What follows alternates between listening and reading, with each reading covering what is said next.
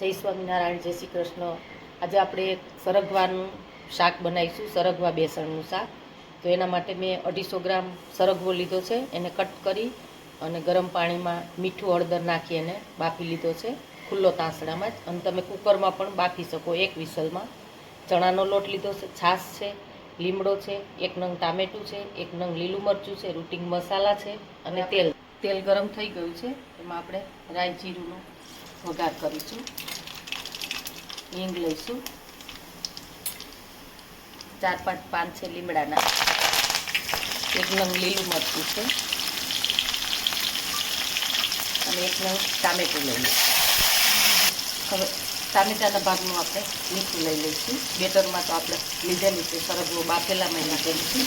થોડી હળદર નાખીશું, 1 ચમચી ધાણા જીરું છે, 1 થી 1.5 ચમચી આપણે લાલ મરચું પાવડર લઈશું।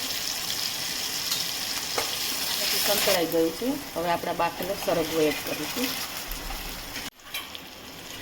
ચણાના લોટવાળું બેટર લઈ લઈશું। આપણે સરગવા બેસણનું શાક તૈયાર થઈ ગયું છે, તેલ છૂટું પડી ગયું છે, એને આપણે બાઉલમાં લઈ લઈશું। તો તૈયાર છે આપણું સરગવા બેસણનું શાક। એને તમે રોટલી, પરાઠા, ભાખરી સાથે ખાઈ શકો અને સરગવામાં ફાઈબર પણ ખૂબ સરસ એવા પ્રમાણમાં હોય છે। તો એકવાર ચોક્કસ ટ્રાય કરજો। તમને અમારી રેસીપી કેવી લાગી કોમેન્ટમાં અમને જણાવજો।